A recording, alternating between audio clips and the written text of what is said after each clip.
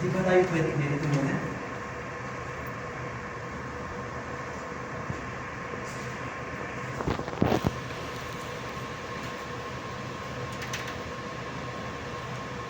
Pwede na ba akong magtanong? Sige. Kailan ka namatay? 2 taon na rin na nakalipas. Would you believe? TB. Tuberculosis? Hindi TB. TB. Tay? Oo. Hulugan ako ng TB sa paa. Totoo? Totoo. Tapos, sugat ng malala.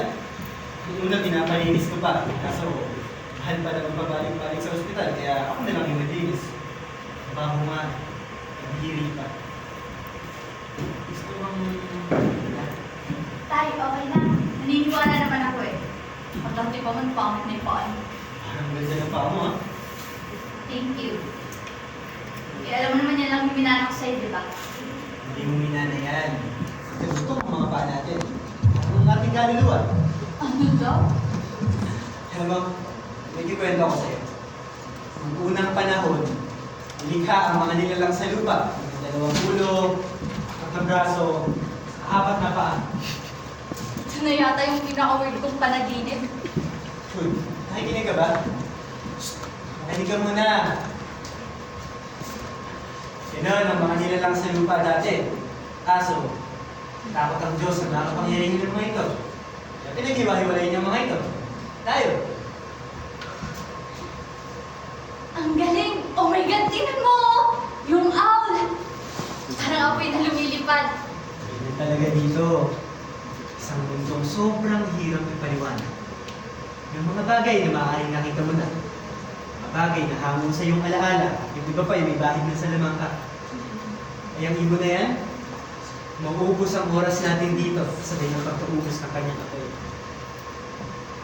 Pero, bago sana siya tuluyang maging abo, may gusto lang may pagtapat sa'yo. Tungkol doon sa nangyari sa atin kanina, Wala na yung life. Hindi na kailangan ng patawad ng tao. hindi na mahalagang pagpapatawad. Kailangan ngayon ay malaman mo kung paano ka napunta rito, kung paano tayo napunta rito at kung bakit tayo tinakda. Tinakda?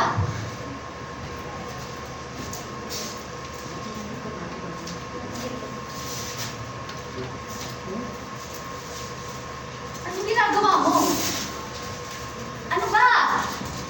Sinabi na sa akin na pwede itong mangyari. Kung ayaw mo makisama, sige, aalis na lang ako. Tay! Wait! Ano naman, tambo agad eh. May tanong pa ako. Diba, sabi mo nung nasa ospital ka, hindi ka makabalik kasi mahal. Oh, Eh, sana humingi ka ng tulong sa nanay. maasim ang nanay mo. Bobo, hindi santol yung nanay ko. Eh sa akin, sana hinarap mo ko. Eh, hindi ko naman sigurado kung napatawad mo na ako eh. Pero kahit sa matter of life and death na, Okay, next time.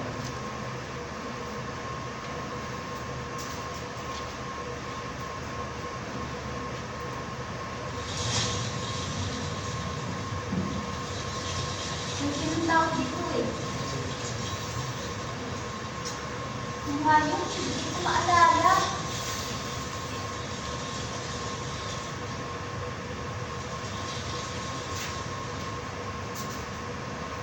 Ang ginam.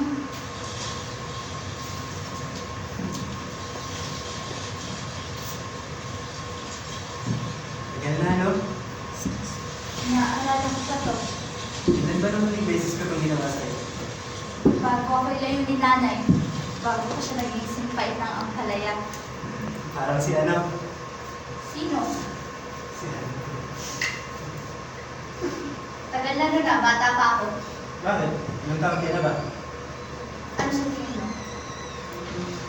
36. Excuse me, 30 lang ako. 36, 24, 26. Bongga na talaga ng panaginip na to. Ikaw ba? Ano tingin mo sa akin? Mukha ba akong tugulugod na? Matikas. Puti ang buhok. Sakto lang. Eh, di ba putiin naman talaga yung side mo? Dading-dading. Shit. Kasalanan na talaga to. Sa lugar na to, wala ng kasalanan. Sa lugar na to, hindi na ako ang tatay mo. Tingnan mo ako. Ilang taon na ako sa tingin mo? 30? Ganyan yung itsura nung dati ko nung 8 years old ako. Grade 3 pa lang ako noon. The Owl and the Pussycat. Tao. The Owl and the Pussycat went to the sea in a beautiful pea green boat. Oo, naalala ko yan. Tapos yung, oh, my lovely pussy. Oh, pussy, my love. What a beautiful pussy you are. Ay, naku, lahat ng lalaki na kilala ko, yan lang yung naaalala. Ba, syempre, what a beautiful pussy you are yun eh. Hindi, kasi lalaki si Owl. Tapos ako naman si Pussycat. Kahit nga ako, linya na ni Pussycat, pero linya pa rin ni Owl yung naaalala ko. Oh, lovely pussy. What a beautiful pussy you are. Alam mo, ano pa lang kitang makita, ito na ang sunod-dugo ko sa'yo. Ang boses mo'y anghel. The Owl and the Pussycat went to the sea in a beautiful pea green boat. Tahimik lang silang lahat nun. Habang inulit-ulit ko bigkasin yung punyetang The Owl and the Pussycat na yan, lahat sila nakatingin sa akin. So sorry. Kung pwede lang, saluhin ko lahat ng sakit at sama ng loob na nararamdaman mo, ginawa ko na. Dahil wala akong kasama nun. Hinayaan mo kung humarap sa mga tao na si nanay lang yung kasama. Alam ko. Naintindihan ko. Ikaw lang din ang kailangan ko. Nung ipinanganak ka, alam ko may isang bagay na nagbubukod sa atin. Pero isinantabi ko ang lahat ng yun at nagtrabaho na parang isang butihing ama. Pero mali. Hindi pala lahat ng yun. Taliwas yun sa tunay kong nararamdaman. Pero humabol naman ako, di ba? At nagbukas yung pintuan ng langit. My knight in shining armor. Habang naiihi ako sa Pussycat costume ko, pumasok ka mula sa pinakadulong pintuan ng auditorium. Sabay bumukas yung double doors, doon palang naaninag na kita. Tapos nagdire-diretso ka sa stage mula sa dulong pinto hanggang sa gitnang daanan, hanggang sa makarating ka sa stage. Tapos binuhat mo ako at inilayo ako sa tawanan. Tay, sa araw na yun, ikaw lang yung naaalala ko. Ang gwapo at matikas kong tagapagligtas na bumuhat sa akin at inilayo ako sa kahihiyan. Tapos naalala mo pagkatapos nun, di ba, hiningi ka na ng ice cream sa may bakery, sa may kanto ng village natin. Kaso, dahil wala tayong choice, ang pinili kong favorite, ube. Wow, my favorite! So, favorite mo na tayo. Ano yun? How plain? Ang favorite ko, ube. Maganda. Kaya pala, favorite ko rin yun. Kasi tayong dalawa,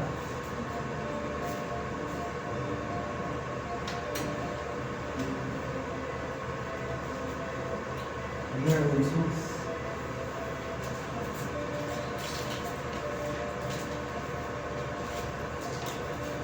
Tapos, tinanong mo ako nun. Tayo pa po ba namatay ka tapos many years later namatay rin ako? Magkikita po ba tayo sa langit? Yes. Bubuhay tayo ulit. Tapos, Katapos, magkikita tayo ulit.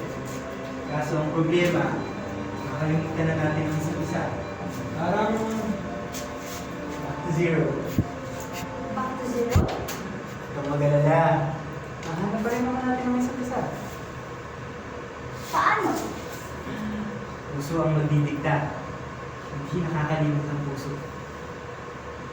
Nung iniwan mo ako, ilang taon na 16 years old, nakalimot ka. Oo, iniwan ko kayo. Pero hindi ko kayo malilimutan kailanman. Hindi ka na nagpakita. Hindi naging madali ang buhay ko nung malayo sa inyo. Sa'yo, sinubukan kitang hanapin pero dinala ka yata yung nanay mo sa malayong probinsyang hindi ko naman alam kung saan. Sinearch ko na lahat ng Del Mundo sa web pages, hindi pa rin kita matuntun. Hinanap na kita sa Facebook, sa Google, sa lahat. Nag-asawa ka na ba? Hindi. At wala akong Facebook. Boyfriend? Wala. Sinubukan ko. Nagulo yung buhay ko nung umalis ka. Buhay ako mag-isa. Sa makita kita. Sa Makati ka na pala nagtatrabaho.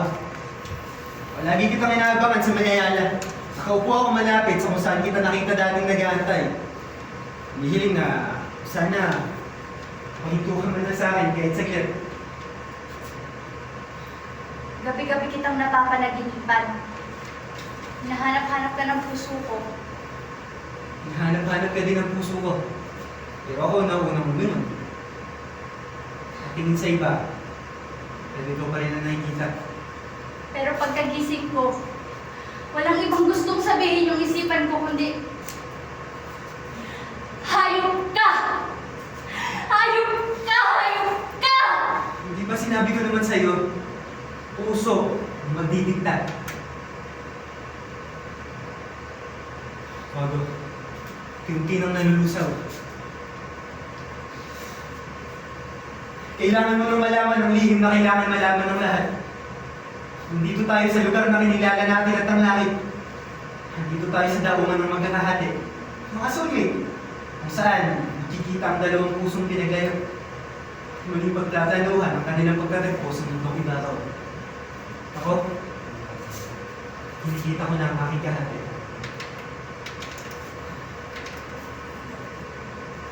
Salamat. Salamat, patay na siya. Salamat.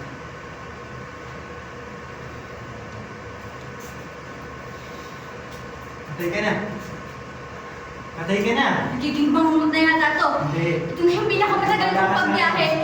Tayman, kasi ako nakausap kita ngayon. Pero kailangan ko na pong umalis. Kailangan ko na umalis. Gusto ko lang po sabihin sa inyo, Tay, na halimaw ka! Napatawad na kita. Ikaw, dumunita ka. Pero mahal na mahal kita.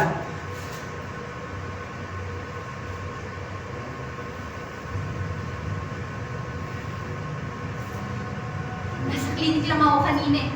Past life regression. Sabi ng psychologist ko kapag gusto ko nang gumising, sabihin ko lang, Consumatomes! Alala mo nun, paglabas mo ng center, pagbaba mo ng parking, sumakay ka sa kotse. Kaso pag-andar ng kotse, biglang bumilis yung andar nito. Sinubukan mong umiwas sa pader. Bigla kang lumipad sa liwanag. Dinig na dinig mo ang sunod ng mga nababasag na salamin. Naghahalo ang amoy mo at ang amoy ng nasusunod na domas. Magyakap mo sa buwan. Consumatomes! Hindi naman sumadamis. Shit. Patay na nga ako. Maniwala ka sa akin. Pero hindi. Nakailang sessions na ako. Tapos gusto ko lang alaman yung mga sagot sa katanungan ko. Gusto ko lang kilalanin yung sarili ko.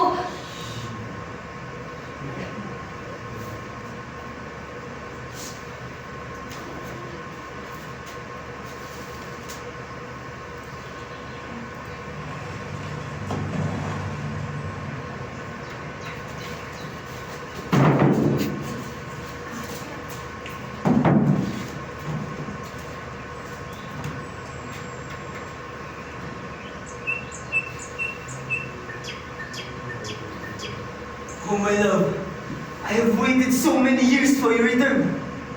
My sweet little butterfly. We will always be oceans apart. How can we ever be together? But you and I were meant to be. I have found another, but you will always be in my heart.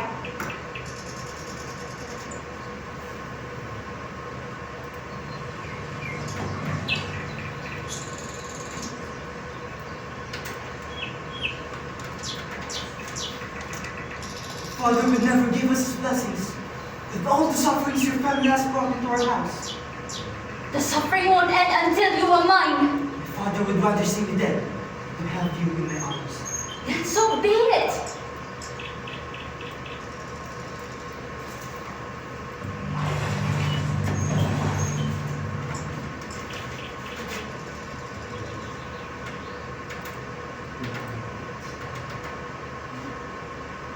Jack!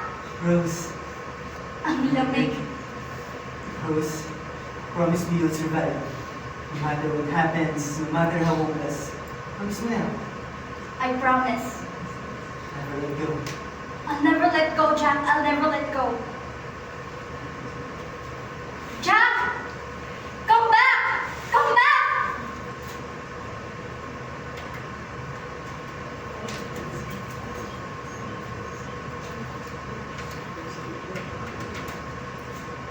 Shit! Ikaw lahat yun all this time? Hindi. Tayo lahat yun.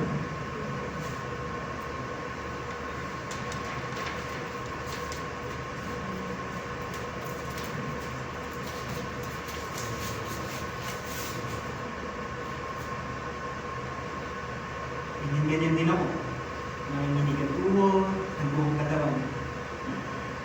Yung ulit man natin ulitin ay walang makakapaganda sa atin sa ating pagkamatay at paglalaya.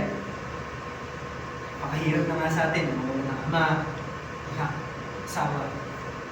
Pero mas masakit kapag nawala sa iyong lahat. Katapos ay wala ka man ng panahon at pagkakataon para tanggapin niyo ng tulong sa atin. Napakasakit. Tila isang kumot na babalot sa atin sa kadiliman. Tapos ay biglang magliliwanag. Buhay, mundo, ikaw at ako.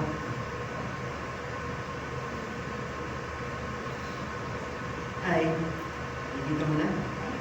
Hi. Nakikita na kita.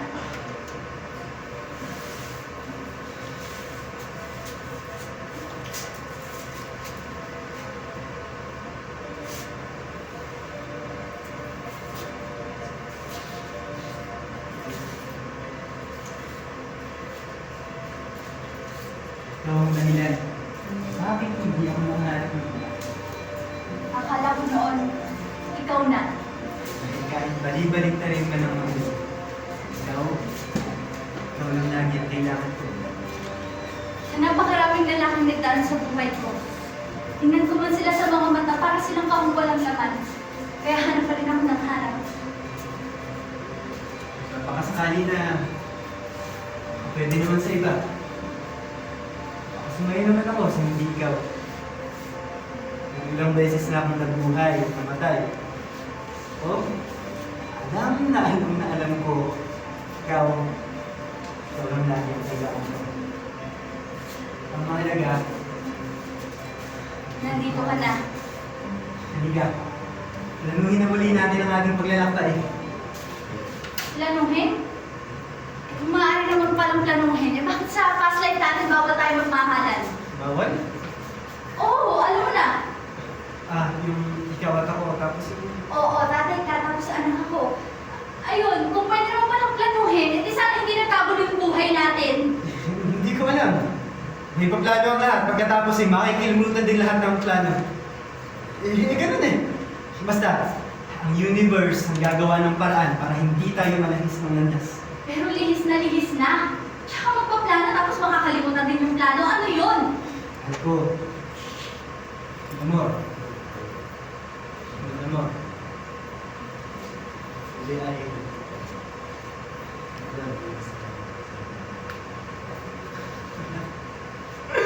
Ayan, yung purot na yan ang mararamdaman mong kikirot sa una nating pagkikita. Sa parang yan, mas madali mong malalaman na ako yun. Kung gusto mo, kortin mo din ako. Pero di ba, di naman ganun kahigpit ang tadhana ng Diyos. Iiyak naman nila kung magkikita ang magkakahati sa kanilang tanang buhay. Magkikita nga. Pero paano naman kung hindi tayo bagay o kaya hindi agree yung lipunan sa kung ano man yung tayo? Paano kung best friend ko yung soulmate ko tapos awkward? Paano kung lalaki ka tapos lalaki ako? Kung babae ako tapos bakla ka naman? Kung pangit ka tapos mas pangit ako? Oo. Yun nga yung masaya, di ba? Parang pinaghalong-halo at pagsubok. Yung tipong kahit gaano pa kahirap ang mga pagsubok, ay gagawa at hanap pa rin tayo ng paraan para lahat ng yan ay malagpasan. Pero ang hirap. Hirap. Ikaw kinakaya. Sakit. Pero, masarap. Susunod natin pagkikita, magdidiwang ang ating mga usap. Ikaw, ako. Buo naman tayo eh. Dalawang ulo, apat ang braso, apat ang paa. Pero paano kung hindi tayo magkita sa buhay na binuo natin? Hindi mangyayari yun. Eh kung mangyari nga, Hindi, paulit-ulit at nang paulit-ulit pa. Parang anlik. Oo, parang ganun.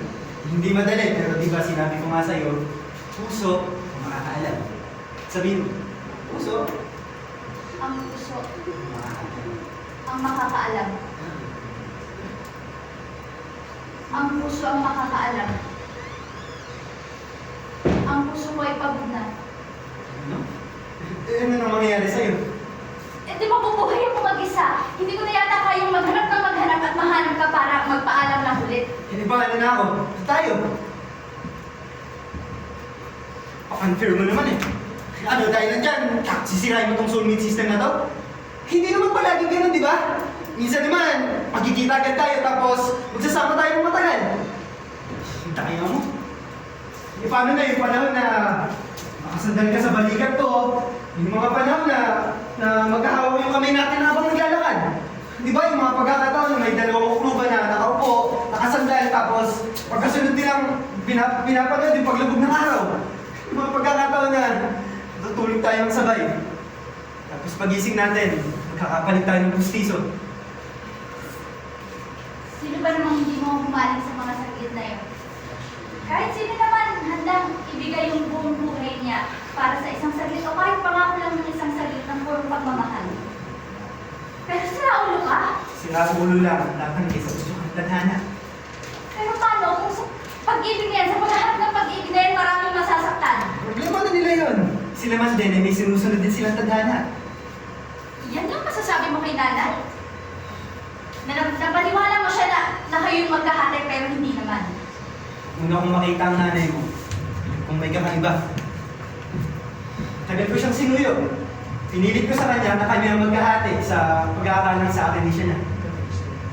Pero sumisilip ka lang pala sa kanyang mga mata. Hanggang sa kinasal kami, tapos sisinilang ka. Doon ko nakita ang liwanag. Hindi ko nakasalanan na tayo ang itinakda. So sino? Sino yung may control? Sino yung namamahala sa punyan ng soulmate system na to? Sino yung may kasalanan? Sa pag-ibig, walang may kasalanan. Kailangan lang natin sumugal. Sila yung wala na akong maitataya. Kung madami ako rito, gusto mo pahiramin kita, madami ang pagmamahal para sa ating dalawa. Walang may kasalanan? Nung may nangyari sa atin nung bata pa ako, walang may kasalanan? Ang tagal ko bago natanggap yung pagmamahal na yun. Pero higit pa nun, nasaktan natin si nanay. Para siyang isang bulaklak na unti-unting nalanta. Tapos sasabihin mo walang may kasalanan, nakita ko kung paano nakasira yung pag-ibig natin ng isang buhay. Hoy! Kung sino ka man may kontrol sa lahat ng to, ikaw yung may kasalanan! Kung ang buhay ko man ay isang sumpa, makasama ka habang buhay. Uwi sana ako isang sundalo. At ikaw ang aking bayan na hindi ko kayang iwan. Halika. Halika dito. Hindi na kita papakawalan. Ilang ulit pa, ulitin pa natin. Kakampi din sa atin si Tadhana. May tatama din natin lahat ng ating pagkakamali. Ilang ulit pa, kumapit ka lang. Mahigpit. Na mahigpit. Hindi ko na kaya! Sa dito! Pagod na ako! Dito! Tumalis! Ayoko na pagod na ako!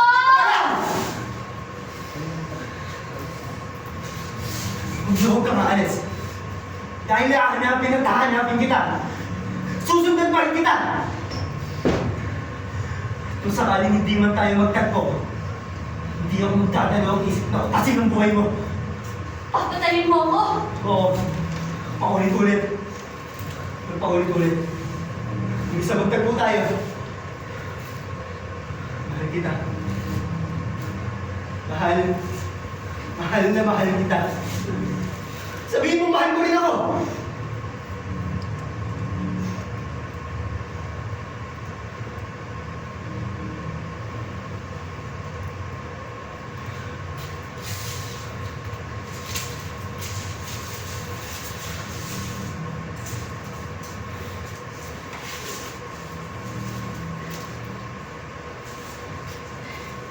Ikaw, matagal mo na hinahanap yung soulmate mo, di ba?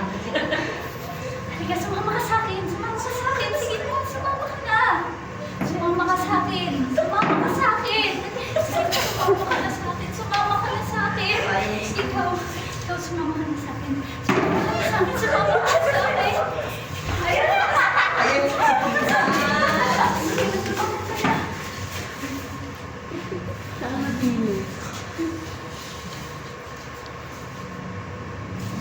umaga. Isang bagong pag-asa. Isang bagong pagsilang. Halika. Manaluhin na muli natin ang ating paglalakbay. Mahal mo na.